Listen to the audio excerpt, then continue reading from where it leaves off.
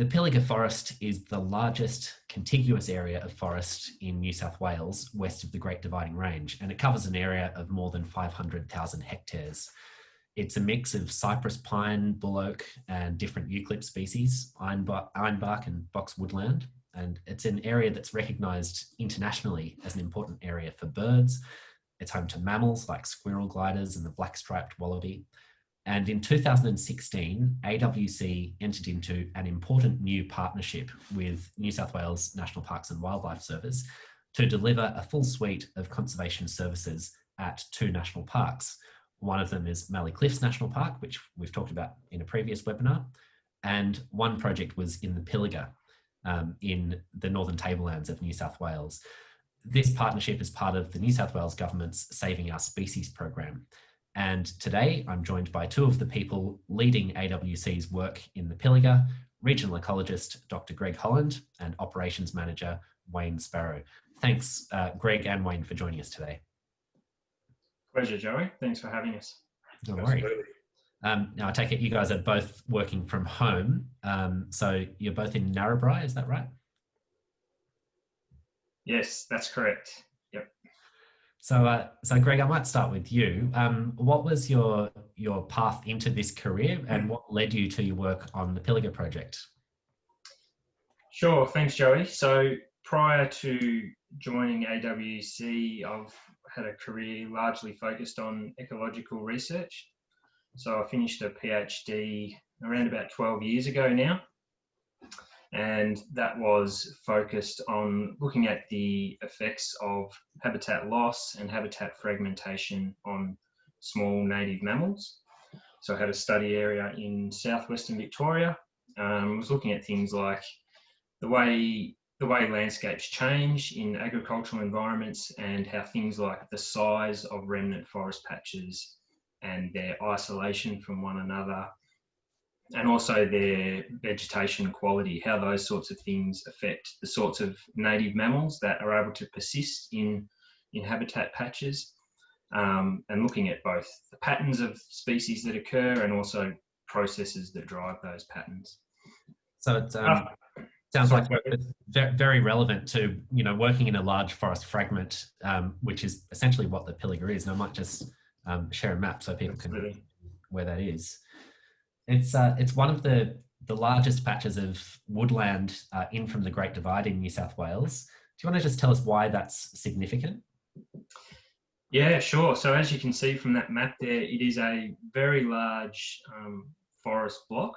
But what you'll notice if you have a look at all of the area surrounding the Pilliga forest, it is now being cleared and modified primarily for agricultural pursuits. So essentially what the Pilliga forest is now is it's now an island of natural habitat surrounded by this extensive sea of what is now highly modified and changed land. And for the vast majority of native species, plants and animals, they require that natural habitat to persist in. Most of them don't do very well in those modified areas. So the Pilliga now, being that sort of island, is now a critical area for conservation of a whole bunch of species. And one of the most important things about it is its sheer size. So what we know from a whole bunch of research that's been done is that in these sort of modified environments, the larger a patch is, the better and the more conservation value it has. So larger patches, such as the Pilliga, are able to support many more species than smaller patches, purely by the fact that they're bigger and have a bigger area to support things in. But they also provide a greater diversity of habitats, and that in turn provides the resources needed by a much larger number of species.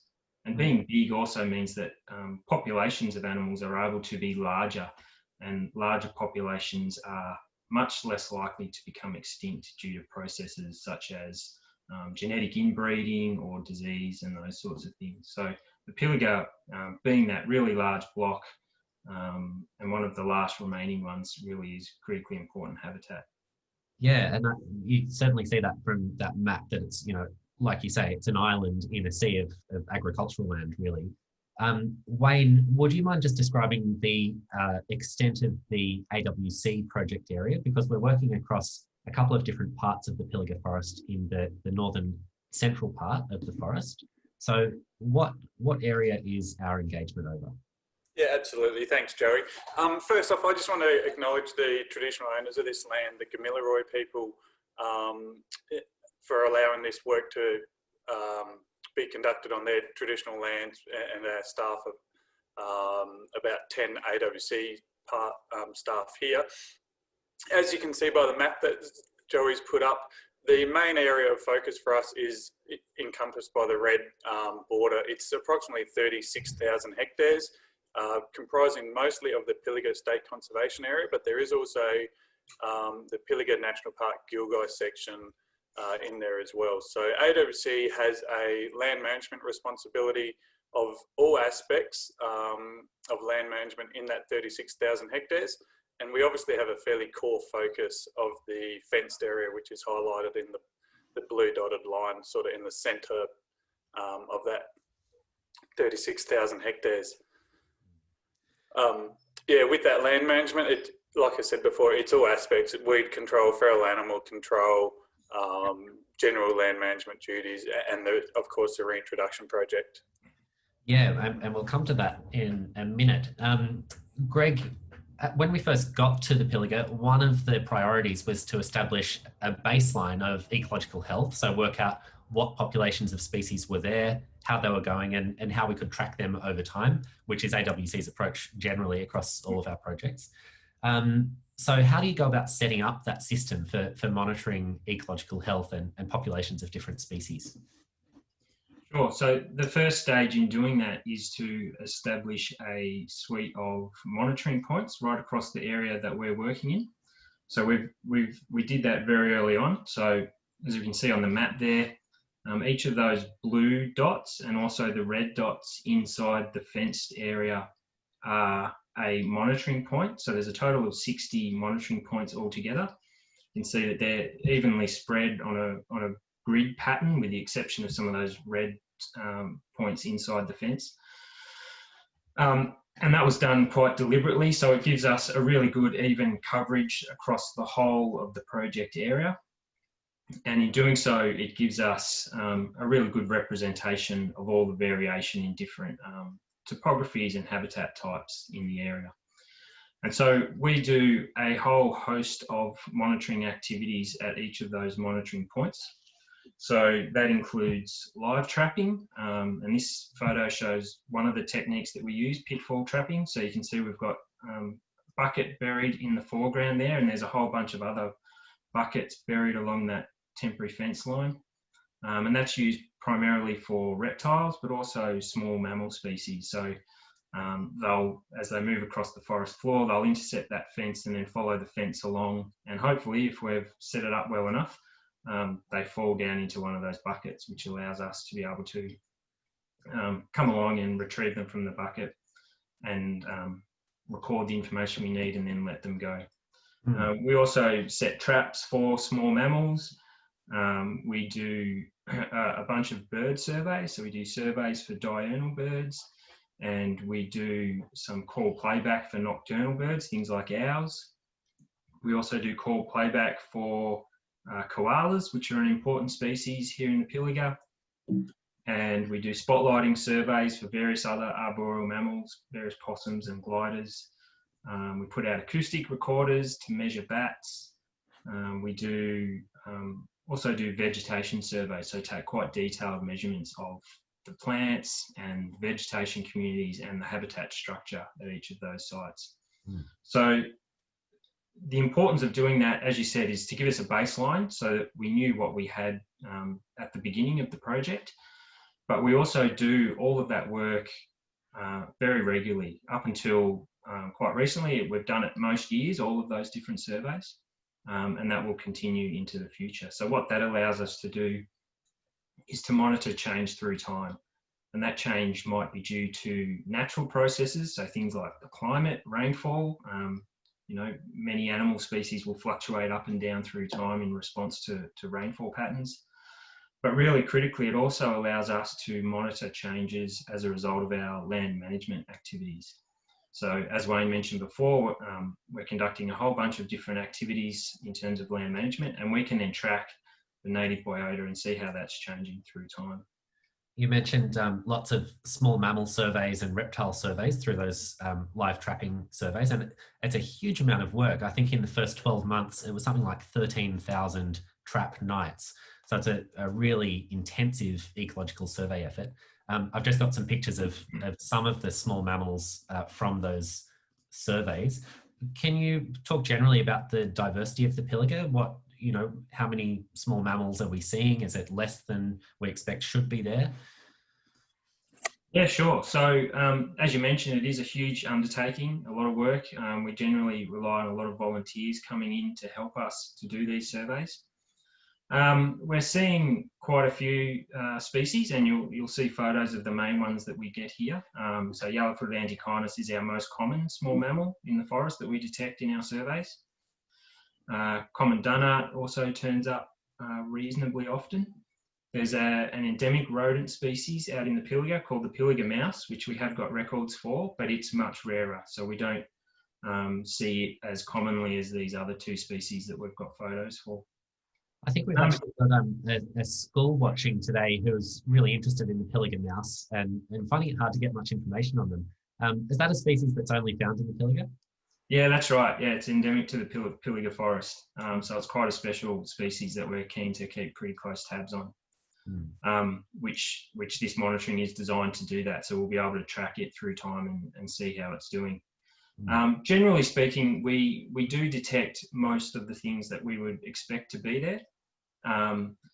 Some things we don't see as much of as we thought we might have, and there has been some change already just in the time that we've been doing our survey. So, for example, koalas are something that we did get quite a few records for, or a handful of records at least in the first year or so of the project, but have become much harder to find more recently. And then there's a whole suite of those sort of more medium-sized mammals that should be there that just aren't in the forest anymore. They're just gone and haven't been there for a long time, and that's where our feral-proof fence that we'll talk about a little bit later, and our reintroduction program comes in to try to restore some of those species. Okay. And Wayne, I know it has been dry out there, but I hear you've had a bit of rain recently. Has that changed things on the ground? Yeah, it certainly has, Joey. I think last year's total annual rainfall was approximately 305 millimetres for the site, which is about 50% down on where the average annual rainfall would be. This year, I believe we're already up to about 460 mils of rain with a forecast of a wetter than average spring. So certainly in the 3 years that I've been involved with the project, we've seen a massive transformation in the general appearance of the landscape, going from quite dry, very drought affected vegetation to actually quite a lush green understory of various grasses and so forth. Yeah, and we're certainly seeing a response of the animal behaviour. It would appear as if they're breeding up quite well, and they're certainly moving around a lot more than we've previously seen. So certainly looking forward to the science survey data coming back this year. And Greg, there are these interesting gilgai. We mentioned there's the gilgai section of Pilliga National Park. What does that word mean, and what are these landscape features? Yeah, it basically means that these sort of natural depressions in the forest and these natural ephemeral wetlands they are basically. So they're these shallow depressions which drainage lines in the surrounding area feed into. And so most of the time they're completely dry. But when we see periods of greater rainfall totals, they actually fill up with water, and they become just these magical places out in the forest where you're in otherwise fairly dry, semi-arid sort of forested environment, and all of a sudden you have these basically natural lakes just appear from running off the ephemeral drainage lines, and they become critically important habitat for all sorts of amphibians. As you're seeing, these things are amazing. They're out there in the forest all the time, but for the vast majority of the time, they're buried down in the ground, and you wouldn't even know they were there because it's so dry. And then when you get periods of rain and wet conditions like we've had recently, and the gill guys fill up, these things just appear from nowhere. And all of a sudden you've got frogs and things hopping around everywhere. We actually had some rain during our pitfall survey that we did back in March this year. So we had a lot of rain through February and March, and we actually had some of our buckets just full of dozens and dozens of frogs during that survey, which is something we hadn't really seen before. So yeah, they just pop up out of the ground from seemingly nowhere. It's quite amazing. Fantastic.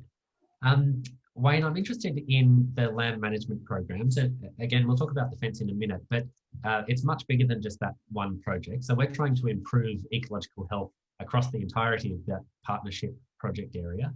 What are your major programs that you're implementing in the Pilliga? Yeah, that's right, Joey. Our land management program encompasses the entire Pilliga State Conservation Area and Gilgai National Park section we mentioned before. It's approximately 36,000 hectares.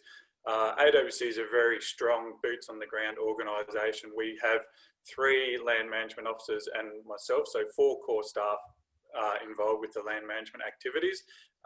Those 3 staff are very much in the field day in, day out, and with myself out there about 50% of the time. So the whole aim of that is to improve and restore the natural biodiversity of that site. Very strong focus on feral eradication, particularly predators or feral removal, and feral herbivores as well. So we implement some interesting and complex programs there. We engage volunteer musterers to remove feral goats, of which we've removed somewhere around that 1,800 to 2,000 feral goats in the 3 years AWC has been involved with the land management of the Pilliga. Similarly, very intensive with our feral predator control program, with fox baiting and cat trapping and the likes, as well as the weed control of all noxious weeds across the site. We're trying to keep on top of them and reduce those populations as much as we can as well. So it's really that whole suite of conservation land management that people that are familiar with AWC will know that's basically how we operate at all of our sites around Australia. What's really significant about this partnership with the New South Wales government under their Saving Our Species program is that it's the first time a private conservation group has been engaged to deliver this full suite of conservation services on public land. So we're really grateful for the opportunity to do this work in the Pilliga, but also excited to see the outcomes that we can generate through this project.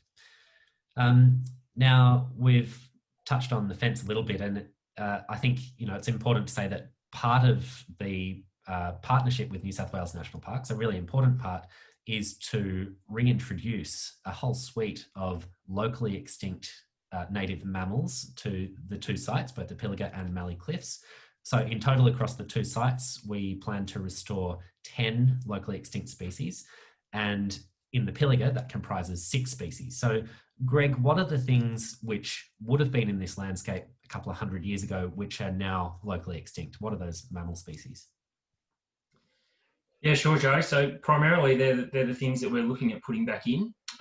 So we're talking about things like the greater bilby, which we have reintroduced back in late 2018. Also bridle nail-tail wallaby, which we reintroduced in about the middle of, or towards the end of 2019. And then there's a bunch of other species that we plan to reintroduce in the coming years. So that includes plains mouse, which is a small native rodent, the brush-tailed bettong, which is a very small sort of kangaroo type animal, western barred bandicoot, and also a native predator called the western quoll. So there's this sort of suite of fairly small to medium-sized mammals that once would have been in this part of the world, in the Pilliga forest, but just did not cope well, particularly with the introduction of introduced predators, so particularly feral cats and the European red fox. These species are just the perfect size for those animals to prey upon, and they not just in the Pilliga, but sort of right across the country, they're the first sort of things that disappear when those sorts of introduced predators turn up. And of course, AWC has a track record on this kind of work. So as you'll know, if you've been following, we now manage more cat and fox free land on mainland Australia than any other organisation. And we're able to do that by constructing very large feral predator free fenced areas. And so that's a really important part of the project in the Pilliga. Wayne, do you want to talk about the placement of the fenced area here? How big is it? And how did you go about starting that construction process and bringing that project to where it's at now? Yeah, certainly, Joey. So our fenced area here in the Pilliga is approximately 5,800 hectares. It's basically a triangle shape, as you can see on the screen there. We do have several waterways, the largest of that being Rocky Creek, which presented a bit of a unique challenge for a fenced area to cross over that creek. As you could imagine, there was a little bit of clearing involved to construct that fence line, and to clear on national park, it's quite an extensive approval process. So there was a review of environmental factors which highlighted any impact we may be causing and how those impacts will be addressed. And ultimately, I think it was about a 12 to 18 month process for all the approvals to come through. We got given the green light just before Christmas 2017, and we started the fence line clearing in very early January 2018. We elected to mulch the vegetation as a great conservation outcome, returning all the carbon back to the soil. There's no stockpiles of timber, no increased fire risk and the likes. And that was approximately a 4-month process. It was a slightly longer process than we had all anticipated, being the thickness of the Pilliga vegetation. It took a little longer than we had thought. But once the fence line was cleared, we very quickly launched into the fence construction around Easter 2018, as you just seen. And then by July 2018, the fence had been practically completed and was in a, I guess, predator-free or predator-proof state at that point in time.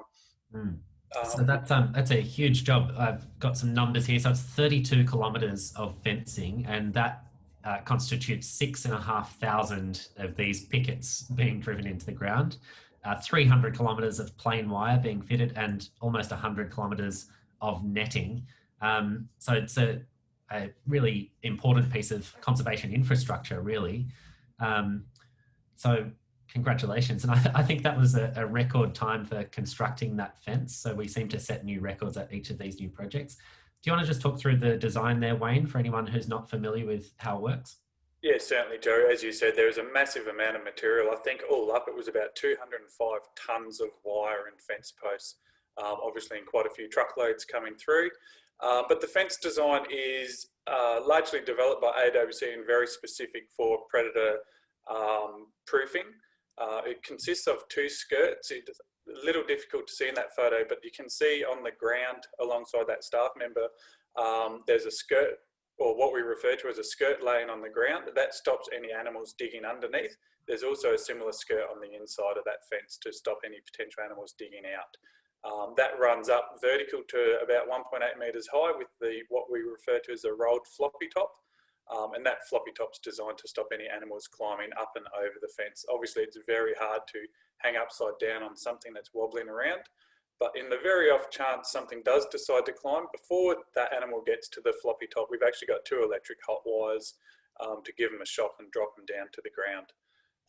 That fence has proven very successful over the years with AWC, and it's a design that,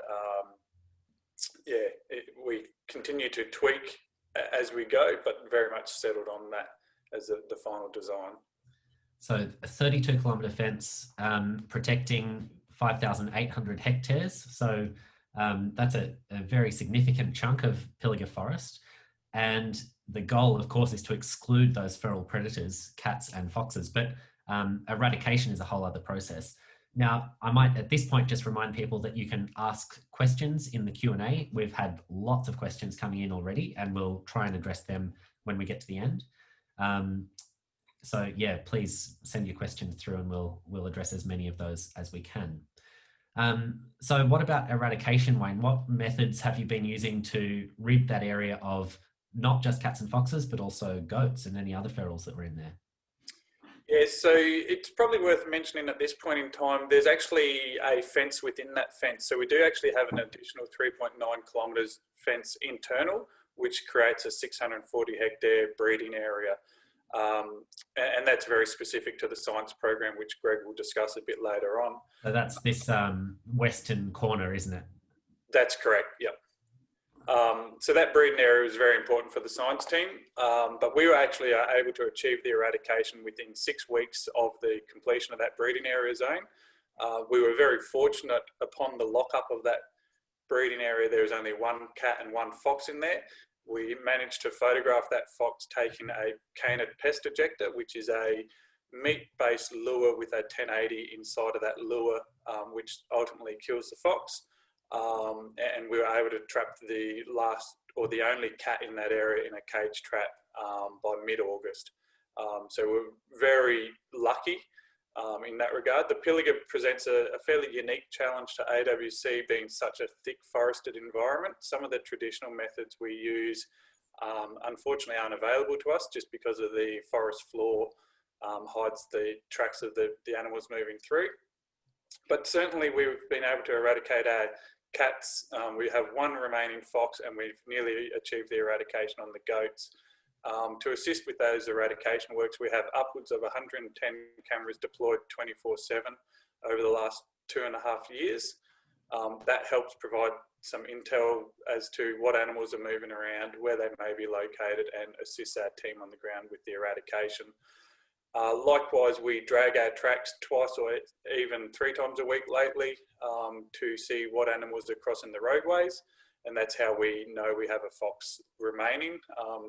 Interesting side note is the remaining fox has only shown up on 2 camera images in the last 12 months, both approximately 6 months apart. However, we're able to track it crossing the roads every second day on average. Yeah, going back to the control techniques, we've used the traditional 1080 baiting, the canid pest ejectors, soft jaw trapping, cage trapping, thermal rifle shooting, traditional spotlight rifle shooting. We've even invested in some unique processes with thermal drone. Unfortunately, that hasn't proven as successful as we would like with the identification of the fox. But yeah, so we still work with the fox. We look forward to him being removed fairly shortly. And just got a camera trap image here of that last remaining fox. He's obviously having a good time giving you the runaround. We look forward to his ultimate capture. But yeah, they are very, very sneaky, aren't they? It's difficult in such a densely forested environment, as you say, to entirely get rid of them. Certainly are. And we actually have a team of dogs on site at the moment for detection, and ultimately hopeful to find him hiding in a hollow log where we might be able to remove him. And those dogs are also used for the mustering of the goats at the moment, and we believe there's only a handful of goats left. So we look forward to the eradication of the goats within the next few weeks. Great work.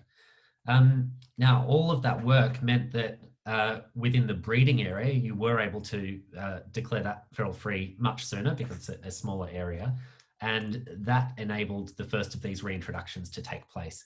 Greg, what was the first species that was reintroduced at the Pilliga? First species, Joey, was the greater bilby. So that species was reintroduced to the breeding area in late 2018, in December. Just before I sort of talk specifically about the bilby, I'll just talk about the importance of the breeding area more generally. Obviously, it creates a smaller fenced area within the larger fenced area, which was provided opportunities for Wayne and his team to be able to achieve eradication in that small area quickly, which meant we could proceed with some reintroductions.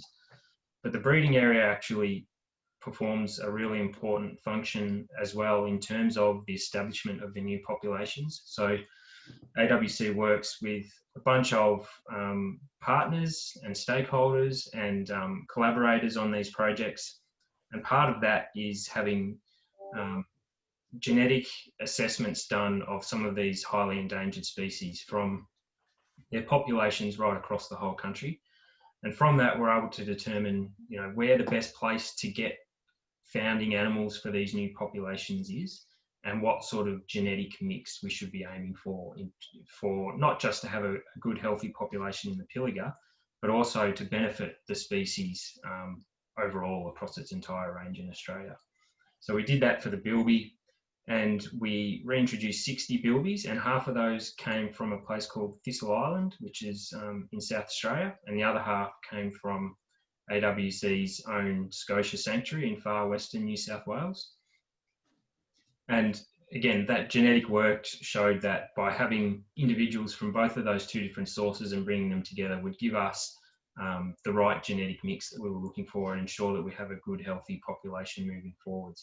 So what we do is we put these animals into the breeding area, and it's a smaller, more confined area. And by doing that, the idea is that those animals from different source locations are more easily able to find each other, and then we hope that they reproduce and we get that genetic diversity in the population that we're looking for. So as I said, bilbies went in late 2018, and that was a really important and critical time in the project. It was a bit of a celebration of the project, really, because it was the first species to go back in. So it was the first time bilbies had been back on public land in New South Wales for well over 100 years. So it was a huge milestone for both AWC, but also New South Wales Government and the National Parks and Wildlife Service. Also ecologically, it's really important because this project this reintroduction project, sort of, it's aiming to achieve two goals. First of all, we're obviously aiming to create new populations of these highly threatened mammals to help ensure the future persistence of these species. But the other thing we're also aiming to achieve is to re-establish ecological processes that these species are involved in and that have been missing from the Pilliga forest for well over 100 years now. And the bilbies are a really important example of that. So they're what's referred to as an ecosystem engineer. So a lot of people listening may already know, but bilbies are phenomenal digging machines. So they dig these amazing corkscrew sort of shaped burrows that they den in overnight, but they also obtain a lot of their food via digging. So they dig little foraging pits on the forest floor right throughout their home range. And that's where they get their food, various invertebrates and the roots of plants and things like that. And that's actually a really important process because, as we touched on before, the Pilliga is a pretty dry place most of the time, semi-arid environment. So these pits that the bilbies create are critically important for retaining moisture. So whenever it does rain, these pits hold on to some of that water rather than just having it flow off the surface. They're also highly effective at accumulating things like litter and other organic matter on the forest floor and stopping it from blowing away in the wind or washing away with water. And that organic matter then breaks down, returning nutrients back to the soil, which in turn helps plant growth, overall forest health. So they're a really important species to have back on the ground. So it was really great to get the bilbies back in there nice and early. The second species that we've reintroduced and also into the breeding area is the bridled nail-tail wallaby. And that species was put back in August and September last year, 2019. This is a highly endangered mammal species. So there's only really one remnant population left in the wild, and that's in Taunton National Park up in Queensland. So this was a major operation between AWC, New South Wales Government, and also the Queensland Government, because we sourced 25 wallabies from that remnant population up in Taunton.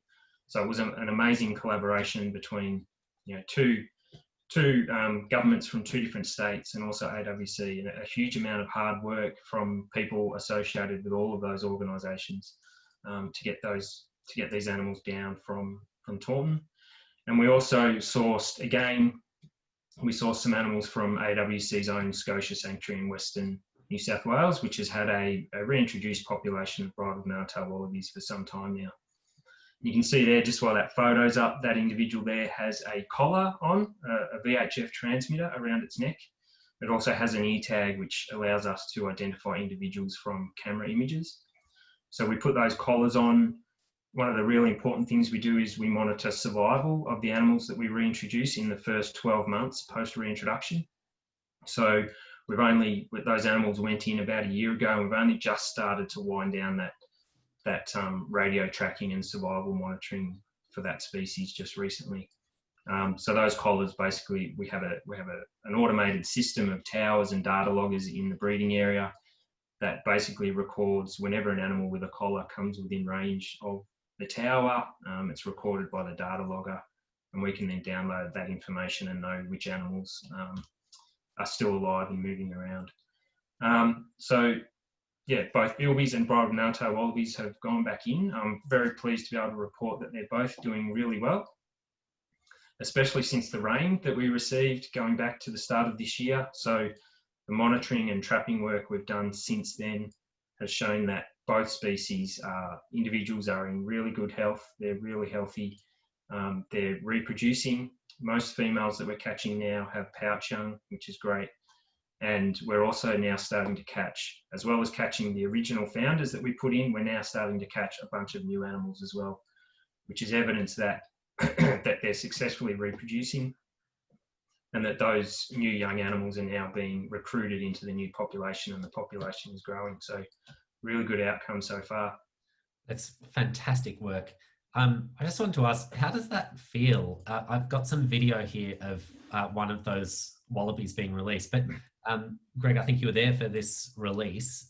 What's it like when you're actually holding the weight of this animal, knowing that they haven't been in that area for decades, and that you're re-establishing a whole population? Just personally, that must be pretty rewarding. It is amazing, Joey. Yeah, absolutely. And I should just say here that obviously it's not just me, but it's a whole team of people. Here in the Pilliga, our science team consists of 4 very hard-working and capable scientists that do all of this monitoring and reintroduction work, but also all of the hard work and the effort of lots of other people within AWC, also lots of people within the New South Wales government and National Parks and Wildlife Service. And in the case of bridled nail-tailed wallabies, lots of people within the Queensland government as well. But yeah, it is an amazing feeling, and I guess you appreciate it more after the fact, and you get to look back at what you've done and what you've achieved, and the positive contribution you're making to conservation of Australia's natural history, really. And not just in the Pilliga, but Mallee Cliffs as well, and all the various other projects that AWC has. It really is a huge deal to be ensuring the effective conservation of these species that basically, like the nail-tailed wallaby, there's one other population in the wild. So if something happens to that population, the species is in real trouble. So projects like this, we're establishing a new population in a new area really does make a huge difference to the conservation of that species, which is great. That's what it's like.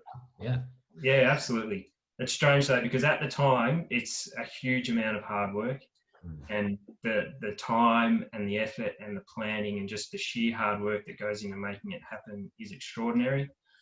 So often by the time we get the animals back to the Pilliga and we're releasing them, we've been working nights for oftentimes, several days beforehand. We're all pretty tired. But it's amazing, despite it being so hard and being so tiring, it still gives you a huge buzz to let those animals go and see them hop away. That's fantastic. Some questions about the density of feral cats. Wayne, did you say there was only 1 cat removed from that entire fenced area? What are the densities like outside the fenced area? No, so not entirely correct there, Joey. 1 cat was removed from the 640 hectare breeding area. Right. We've actually removed 6 cats in total from our main fenced area. So it's approximately 1 cat per 1,000 hectares when we fenced. We don't have specific data on the cat density outside the fence at this point in time, although it would be probably reasonable to assume it would be a similar sort of density outside the fence. We've actually been working, Joey, on trying to get good numbers on densities of both foxes and cats outside the fence.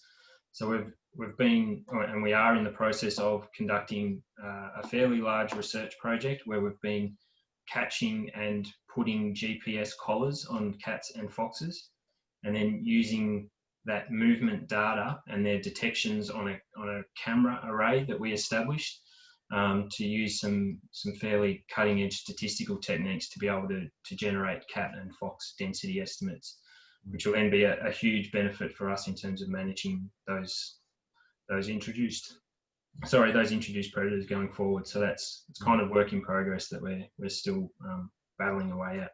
Yeah, and if anyone's especially interested in that work, the feral predator ecology research, we actually did a webinar on it back in season 1. I feel very professional saying that. That's on our website. So if you go to AWC in Conversation, all of the recordings are there, but you can go back and look at the Feral Predator Ecology Project for a really great discussion about all of that work. And, camera traps are a really important part of it, GPS collars to kind of corroborate the density. But yeah, that's essentially, it's the largest study of its kind, looking at the ecology of both feral cats and foxes, and trying to work out how we can assess densities across different sorts of landscapes without having to catch the animals every time. So it's pretty influential research, actually.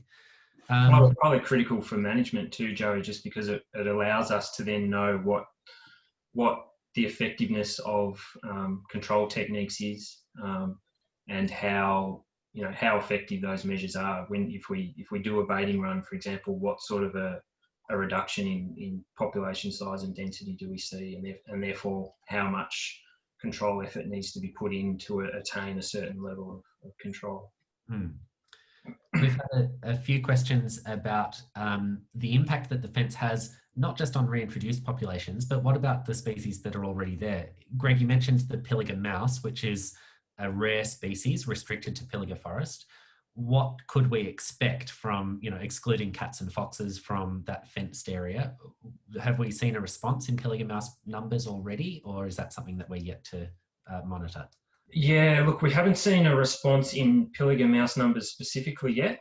What we have started to see a slight trend towards is an overall increase in captures of small ground-dwelling mammals generally inside the fence versus outside the fence.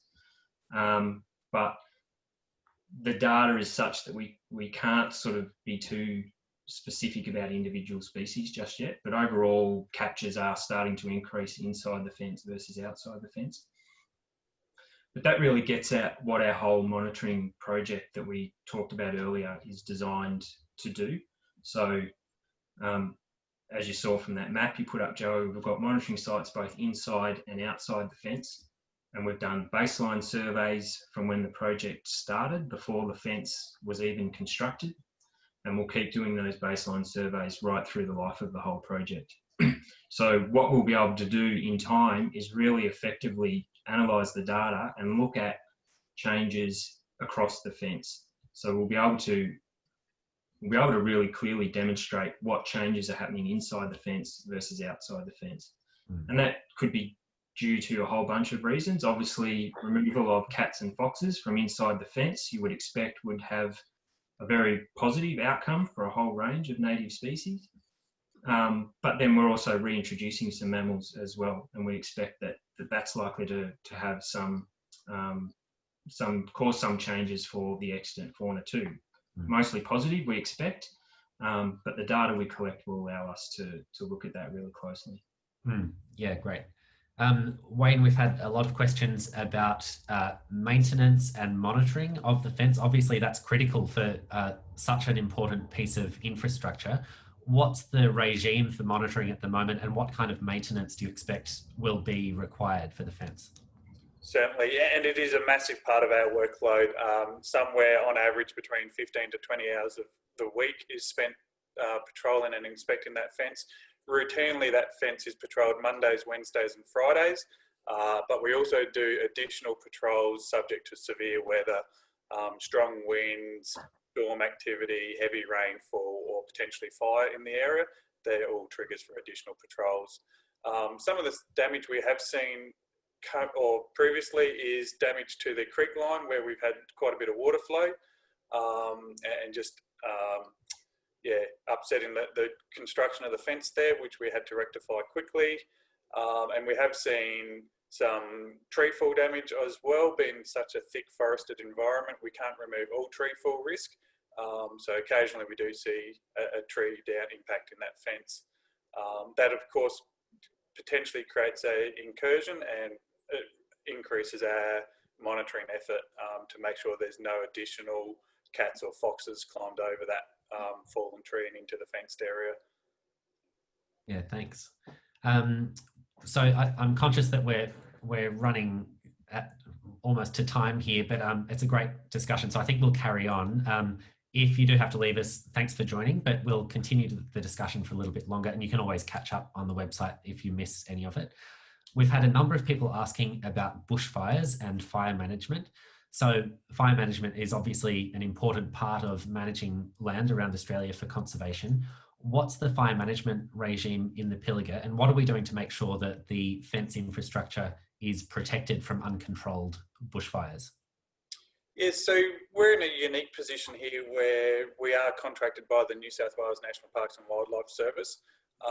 They retain the overall fire management responsibility and we assist them in the delivery of projects. Now, New South Wales National Parks and Wildlife have been very open and allowed AWC to have significant input to fire management across the whole Pilliga service site, but particularly relating to the fenced area there, what's been developed with the knowledge from national parks and previous fire history is what they call strategic fire advantage zones. So you may have noticed on the map, in the southern section of our fence, we have almost what we would refer to as a double break. There's a roadway called Railway Survey Road, and our fence line's actually offset by anywhere between 30 to 80 or so metres. This year we plan to burn out in between the fence line and that railway survey road, as well as another section in the north, which is our dominant fire direction in wildfires season or summer.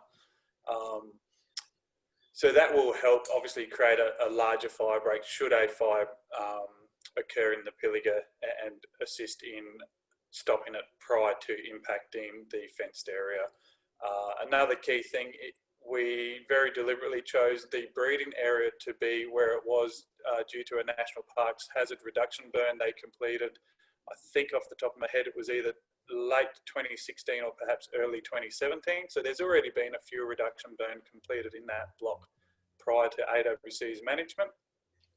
But also we've completed 3 large hazard reduction burns within that fenced area, which basically traverses east to west in early 2018 while the fence was actually being constructed, again to help break up that landscape and make sure any fires in there has a reduced fuel load. Yeah, and the Pilliga itself wasn't affected by last summer's bushfires, as I understand, but you were involved in some firefighting. What happened there, Wayne? Yeah, that's correct. We were very fortunate last year. I think as a result of years of progressive drought, the fuel loads were very low. We did have one small lightning strike which started a fire right up in the north of our project area.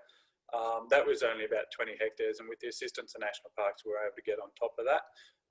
And we were invited to, I guess, assist National Parks up in Mount Caputar as well. And as a gesture of goodwill and a bit of a partnership building relationship, AWC sent up 2 staff, including myself, for a couple of days to assist on Mount Caputar when all their resources were exhausted and requiring a bit of rest. It's all hands on deck in a situation like that, but it's great that we've got people on the ground that can help out in situations like that. Great. We've got actually so many questions here, so we won't get to all of them, but I'll try and get to a couple more before we finish up. Another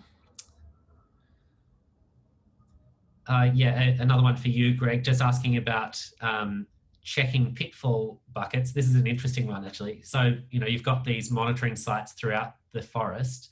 One question is, have predators learnt to actually target those pitfall buckets when there are animals in them?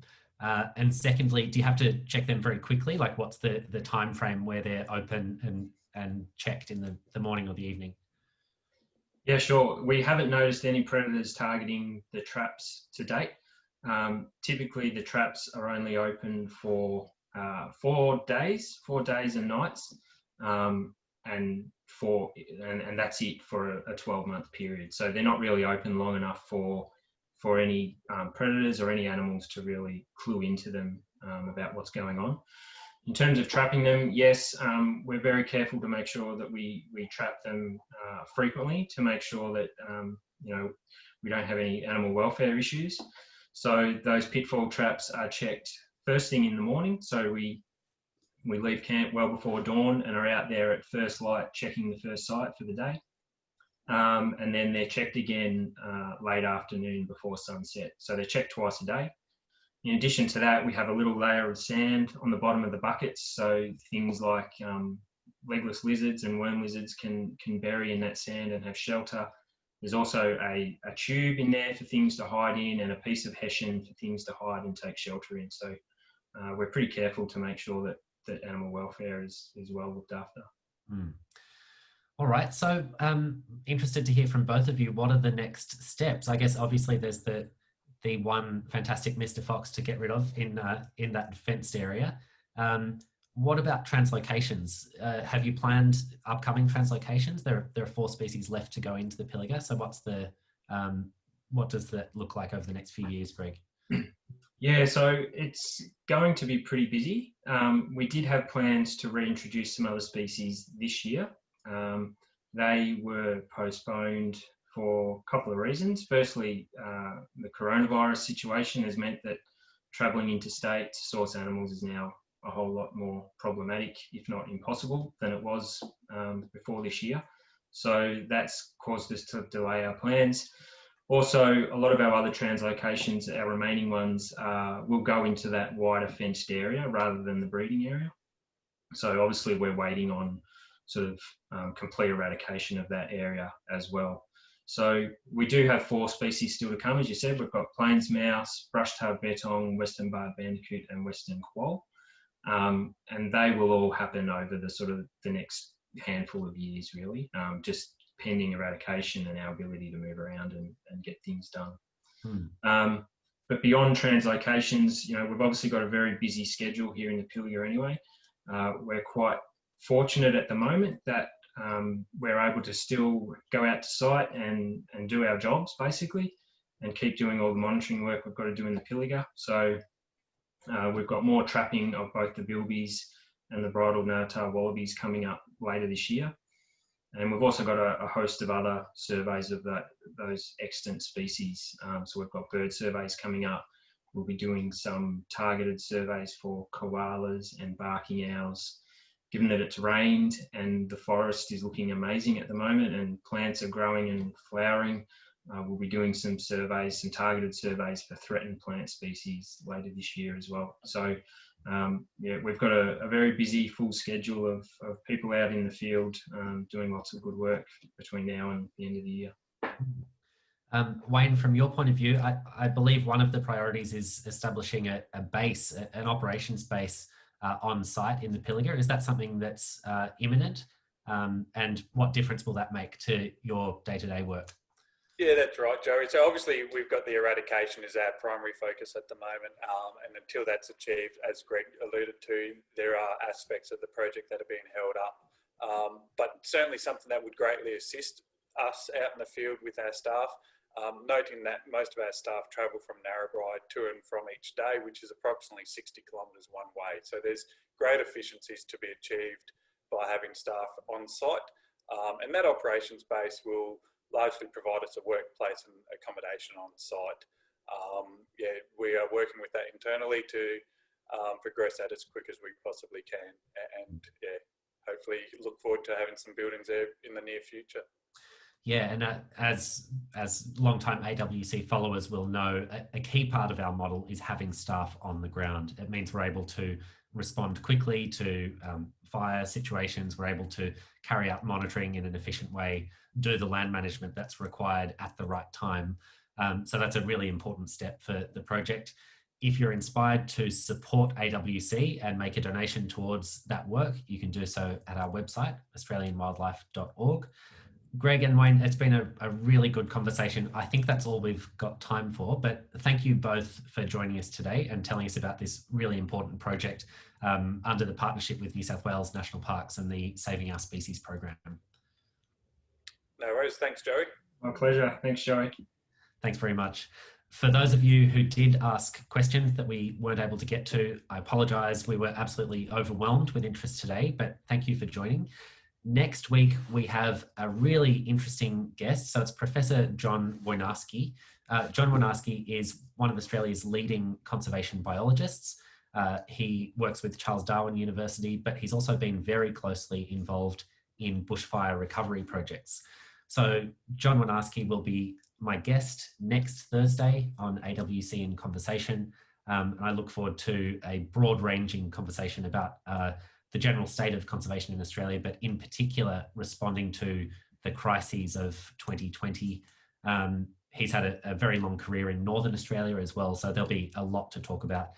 Please make sure you register at our website, australianwildlife.org. You can ask questions for next time there as well, and you'll also see the donate button. So again, if you've been inspired by this work, please consider making a donation to support AWC's important work around Australia. Thank you very much, and I'll see you next week.